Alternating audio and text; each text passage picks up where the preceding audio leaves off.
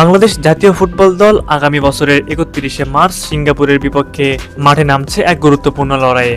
২০২৭ AFC Asian cup বাছাই পর্বের group C এর শেষ ম্যাচ হিসেবে এই মোকাবেলা দুই দলের জন্য সমান তাৎপর্যপূর্ণ। হামজা, সমিত, জামাল ভূঁইয়ারা জয়ের লক্ষ্য নিয়ে মাঠে নামবে, যেখানে প্রতিটি মিনিটই হবে তাদের জন্য পরীক্ষা।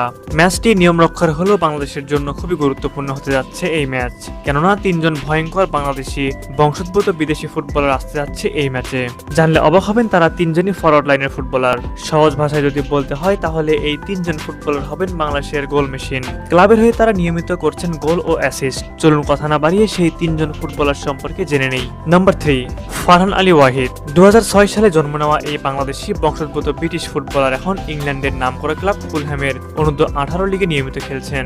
চেলসির একাডেমিতে ফুটবলের হাতে খড়ি নেওয়া ফারহান ছোটবেলা থেকেই ফুটবলে অসাধারণ দক্ষতা দেখিয়ে আসছেন। তিনি মূলত একজন লেফট উইঙ্গার, তবে রাইট উইং ও সেন্টার ফরওয়ার্ড হিসেবেও খেলতে পারেন সমান স্বাচ্ছন্দ্যে। ফুলহ্যাম একাডেমিতে তিনি এখন অন্যতম গুরুত্বপূর্ণ খেলোয়াড়। গত মৌসুমে তার গোল ও অ্যাসিস্টের পরিসংখ্যান কোচদের নজর কেড়েছে। সুতরাং এমন একজন ফুটবলারকে আমাদের সিঙ্গাপুর ম্যাচে অবশ্যই প্রয়োজন।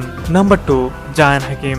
জায়ান হাকিম ইতিমধ্যে বাংলাদেশের হয়ে খেলার জন্য পাসপোর্ট পেয়ে গেছেন, ফলে জাতীয় দলে খেলতে আর কোনো বাধা নেই। বর্তমানে তিনি ইংল্যান্ডের 8ম ডিভিশনের ক্লাবে খেলছেন এবং অ্যান্টিসি নোমাটাসের হয়ে নিয়মিত গোল করে দুর্দান্ত ফর্মে আছেন। তার ফিটনেস, গতি ও পজিশন সেন্স তাকে একজন কার্যকর স্ট্রাইকারে পরিণত করেছে। বাংলাদেশের দীর্ঘদিনের গোল সমস্যার সমাধানে আসন্ন ম্যাচগুলোতে জায়ান হাকিমকে দলে রাখার দাবি জোরালো হচ্ছে। সবশেষ নাম্বার 1, ট্রেভর ইসলাম। আমেরিকান বাংলাদেশি ফরওয়ার্ড ট্রেভর ইসলাম বর্তমানে এনসিএএ ডিভিশন এ এর স্ট্যানফোর্ড কার্ডিনালের হয়ে খেলছেন। তিনি একজন ভার্সেটাইল খেলোয়াড়, যিনি center forward, false 9, right wing ও অ্যাটাকিং মিডফিল্ডার সমানভাবে খেলতে পারেন। চলতি মৌসুমে রাইট উইংয়ে খেলে তিনি সেরা ফর্মে আছেন এবং গোলের পাশাপাশি প্লে মেকিংয়েও কার্যকর ভূমিকা রেখেছেন।